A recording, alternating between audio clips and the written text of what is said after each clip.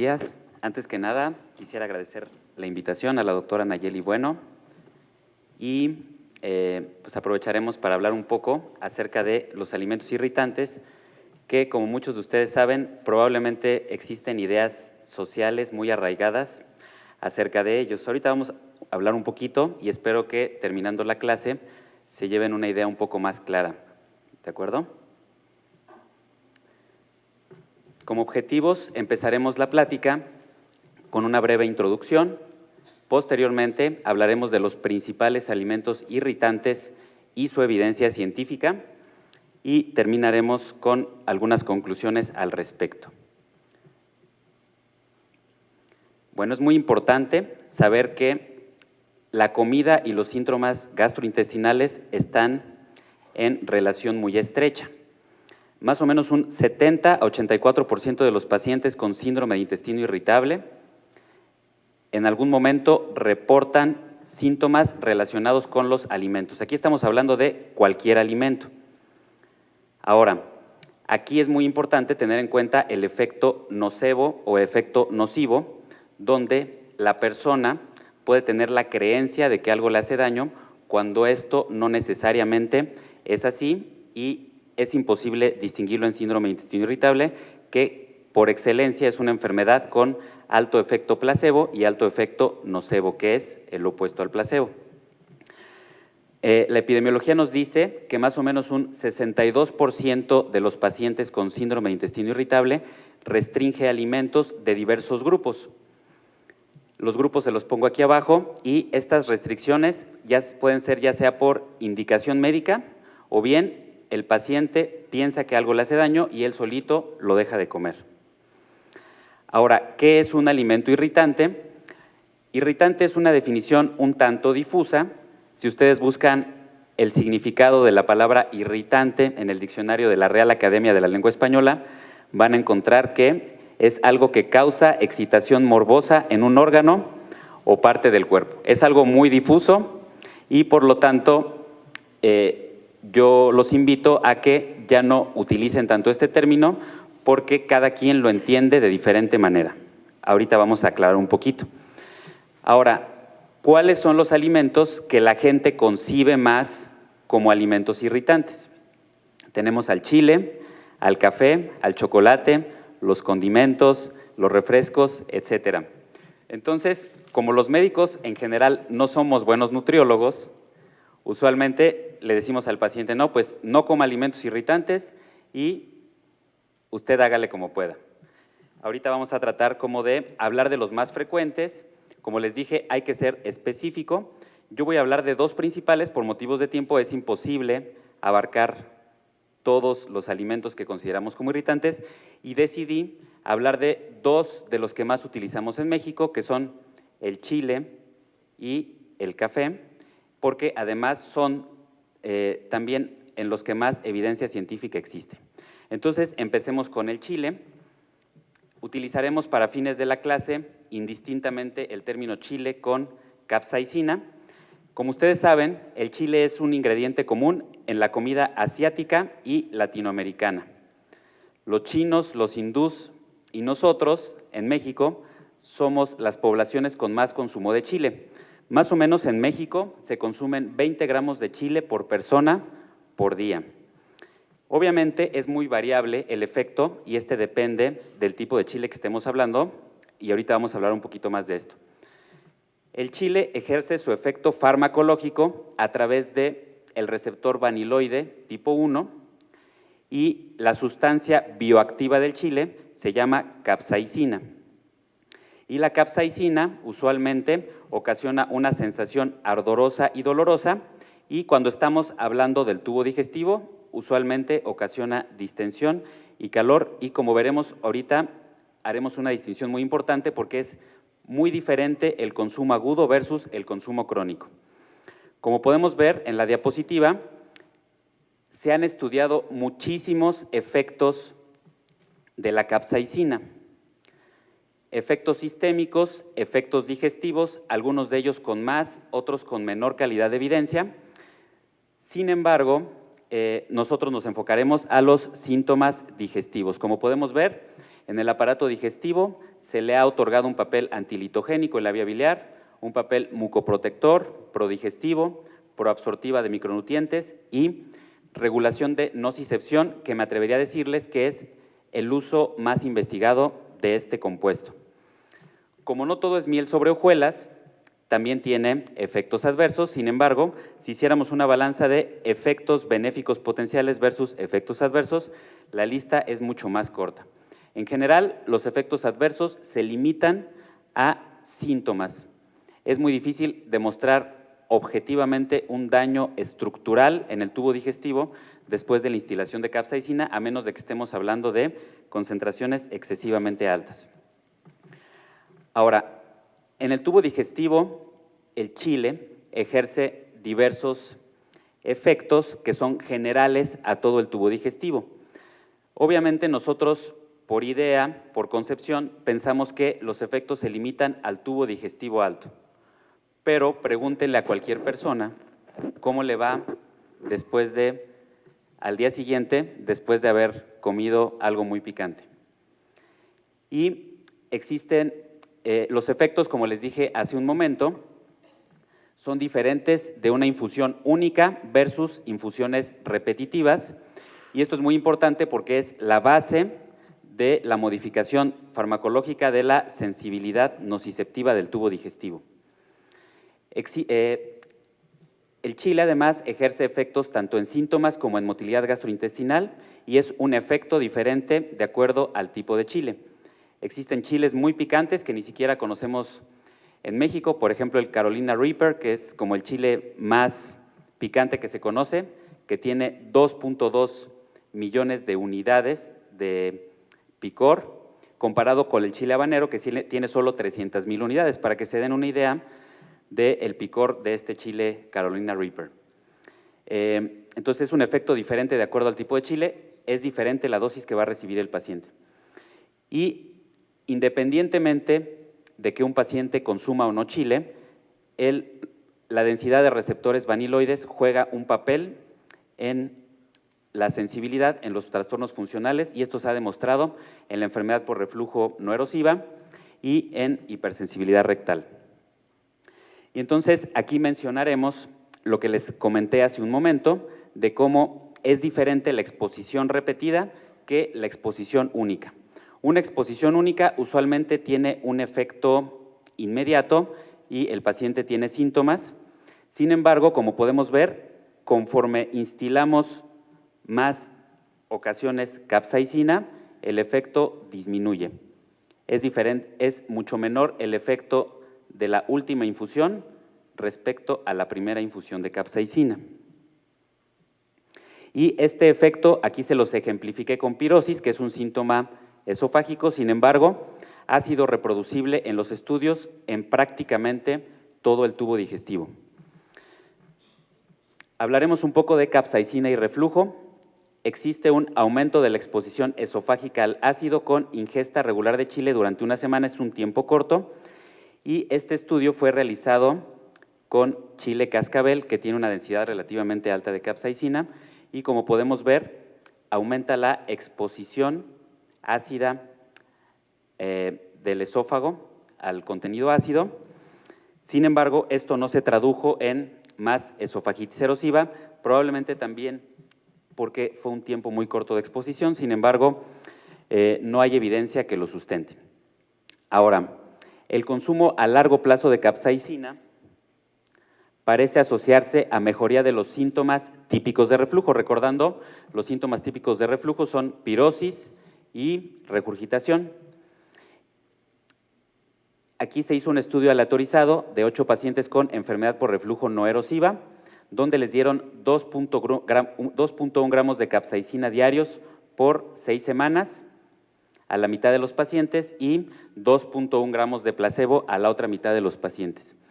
Aquellos pacientes que les dieron capsaicina tuvieron mejoría en los síntomas típicos de reflujo después de un tiempo largo de exposición. Es por eso que hago mucho hincapié que la exposición única es diferente de una exposición repetida. La que parece ser benéfica en cuanto a síntomas es la exposición repetida. Como les dije hace un momento, además de tener efecto en síntomas, la capsaicina también tiene efectos en motilidad y esto se ejemplificó en el estómago. En este estudio que fue recientemente publicado, se modificó la actividad eléctrica gástrica, los pacientes tuvieron más taquigastria después de instilación de capsaicina y se documentó retraso en el vaciamiento gástrico de líquidos e incluso los autores atribuyen este efecto de retraso en el vaciamiento gástrico a el reflujo que ocasiona aumento de la exposición ácida en el estómago. Los síntomas más reportados fueron presión y calor y parece ser que provocó incluso un efecto protector en la mucosa gástrica por aumento del flujo sanguíneo mediado por óxido nítrico. Esto es la única vez que se ha reportado, se necesita más evidencia para poderles profundizar al respecto. Continuando con los efectos en estómago, nuevamente ejemplificamos, cuando al paciente le damos capsaicina, después por un tiempo prolongado, los síntomas mejoran, no solo los síntomas basales, sino también los síntomas asociados a dispepsia funcional, lo cual está en relación con el efecto desensibilizador que les comenté hace un momento.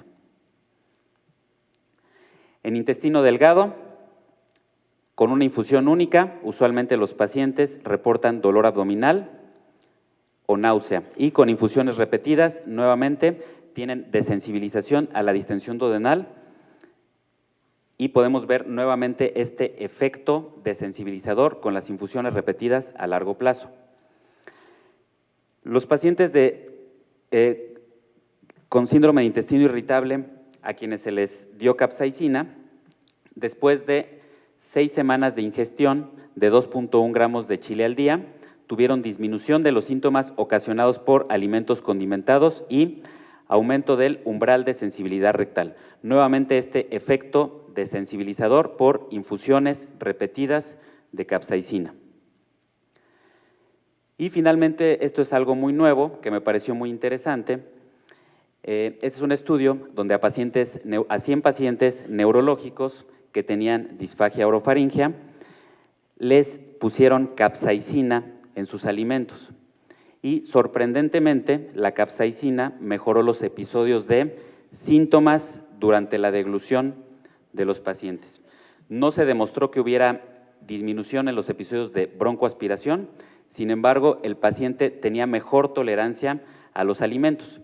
Este efecto probablemente sea explicable por el hecho de que la capsaicina es un estimulante muy fuerte de los receptores nociceptivos y con esta sensibilidad probablemente ocasiona un arco reflejo que ocasiona que el paciente tenga mejor tolerancia en el momento de la deglución cuando se le añade capsaicina.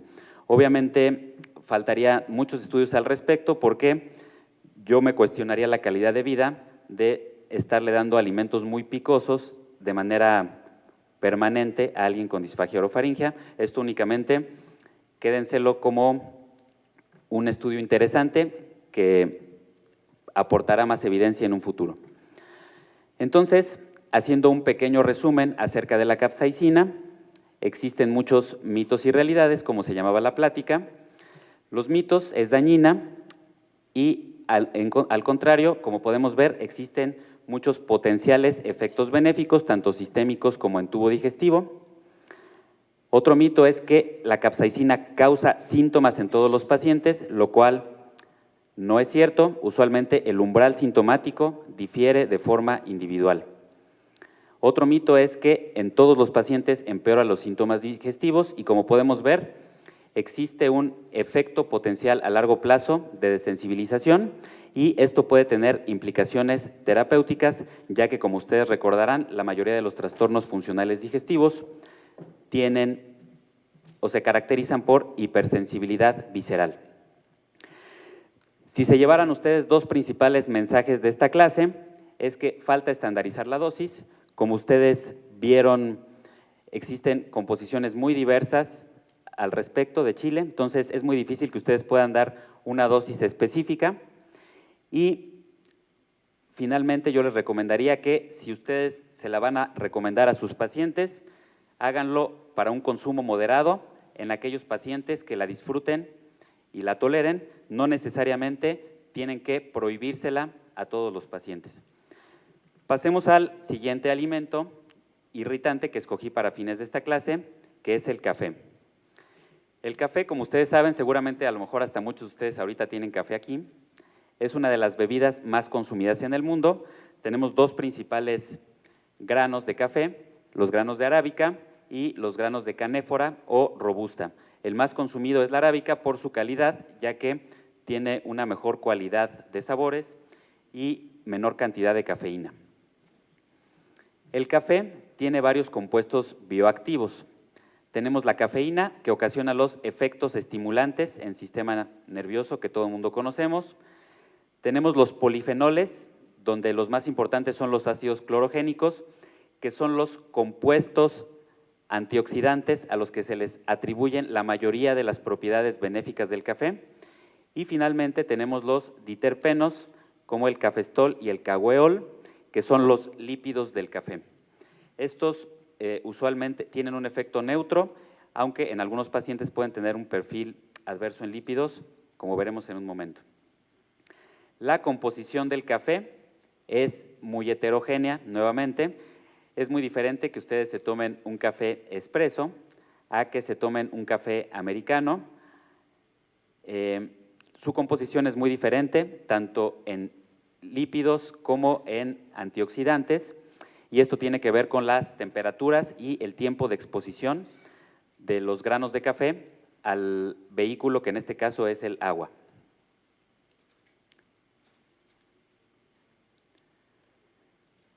Ya vimos los principales compuestos bioactivos y desde el punto de vista biológico, el café tiene efectos antioxidantes a través de efectos antiinflamatorios, antioncogénicos y antifibróticos, y además parece ser que el café también modifica la microbiota para tener un perfil de microbiota más favorable, con disminución de la proporción de firmicutes sobre bacteroidetes. Nuevamente, así como se los ejemplifiqué en el caso del chile, el café tiene efectos sistémicos y efectos gastrointestinales. En general, se ha visto impacto importante en disminución de la mortalidad en general, disminución de la mortalidad por cáncer y mortalidad cardiovascular, como veremos en un momento, y en el área que nos compete, que es la gastroenterología, hay mucho impacto en cirrosis, hígado graso, carcinoma hepatocelular y carcinomas en general. Ahora, como todo o como toda sustancia, también existen efectos adversos. Los principales reportados son estos dos y ahorita hablaremos un poco más. Si viéramos la relación de café y enfermedades degenerativas, como podemos ver, fue una gráfica que extraje de un metaanálisis recientemente realizado. Existe una relación inversa entre el consumo de tazas de café y mortalidad por varias enfermedades degenerativas. Ahora, profundizando o entrando a nuestra área, que es la gastroenterología, cuando vemos café y hepatopatía crónica, también podemos ver que en el metaanálisis de muchos estudios, más o menos eran 10 estudios, vieron que el consumo de café se asoció a menor riesgo de cirrosis hepática y a menor riesgo de muerte por cirrosis. Este hallazgo fue reproducible en los múltiples estudios y tuvo una relación inversa con el número de tazas consumidas de café al día.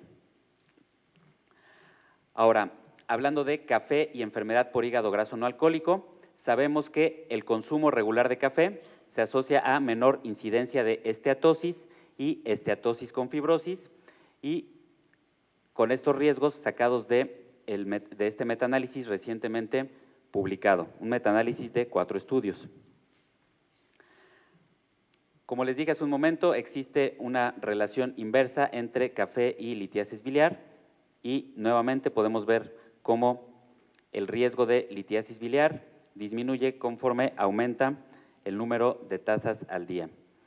Ahora, hablando de síntomas gastrointestinales específicos o englobándolo como enfermedad ácido péptica, en el caso de la enfermedad por reflujo, no hubo relación entre el consumo de café y enfermedad por reflujo, y tampoco hubo relación entre el consumo del café y úlcera gástrica, por lo que para los que tenían la idea de que el café era causa de enfermedad ácido péptica, sáquenlo de su cabeza. Y finalmente, hablando de café y cánceres digestivos, el cáncer en general es muy difícil estudiar un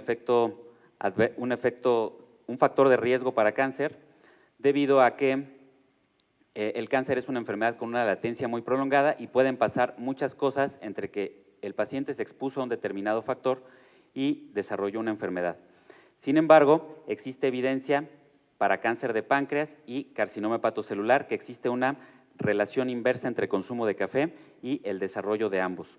En el caso del carcinoma hepatocelular, pudiera tener que ver con el impacto del café en menos cirrosis hepática, porque como ustedes bien recordarán, la mayoría de los carcinomas hepatocelulares son en pacientes con cirrosis hepática. Y existe evidencia insuficiente para hablarles de café y cáncer colorectal y cáncer gástrico. Ahora, esta gráfica se las pongo para que vean que todo debe ser con moderación. En el caso de las enfermedades cardiovasculares, si ustedes se fijan, existe una especie de efecto en J, es decir, el paciente toma entre 4 a 5 tazas al día de café y su riesgo de varias enfermedades cardiovasculares disminuyen. Pero si el paciente abusa y aumenta por arriba de esto, los riesgos se vuelven a ir para arriba. Es por eso que todo debe ser con moderación, porque es un potencial efecto adverso por activación simpática derivada de la exposición a cafeína. Y haciendo un pequeño resumen nuevamente, los mitos: el café es dañino. Como ya vimos, existen muchos potenciales efectos benéficos. Estos potenciales efectos no se restringen a las bebidas cafeinadas. Como ya vimos hace un momento, la mayoría de los efectos se atribuyen a los antioxidantes, que no se pierden durante el proceso de eliminar la cafeína. Causa enfermedad acidopéptica. Como ya vimos, hay evidencia suficiente para decir que el café no es causa de enfermedad acidopéptica. Y por ahí hay gente que dice que causa cáncer, y como ya vimos, incluso existe disminución en el riesgo de varios tipos de cáncer. Obviamente falta mucha evidencia al respecto. Hay que tomar en cuenta la variabilidad de la preparación. Esto es algo muy importante.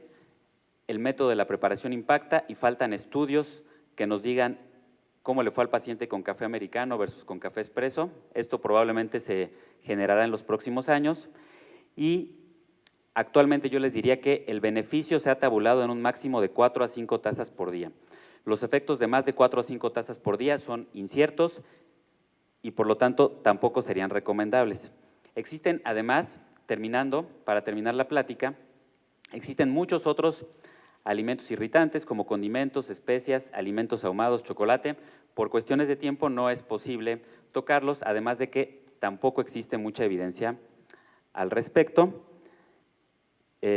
Para los que les guste la investigación, pues tienen un campo muy amplio, y un problema al hablar de estos dos alimentos que acabamos de ver es que es muy difícil aislar su efecto. ¿Por qué?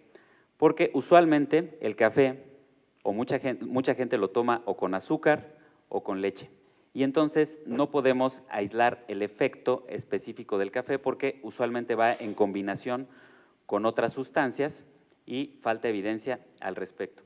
Y es exactamente lo mismo en el chile. Por muy benéfico que sea el chile, si el paciente se lo come con tacos de carnitas, pues no sabemos cuál es el efecto. Y además, usualmente se combinan con otros factores de riesgo. ¿Quién no ha escuchado muchas frases, incluso en la literatura, donde hablan de combinar café con cigarro? Y pues no, eso es el motivo por el que no se puede aislar el efecto. Entonces, como conclusión, existen muchas creencias sociales acerca del consumo de chile y café. Existe evidencia de los potenciales efectos benéficos. Es difícil estandarizar la dosis por la variabilidad en las presentaciones, modo de preparación y combinación con otros alimentos, y debe utilizarse un consumo moderado.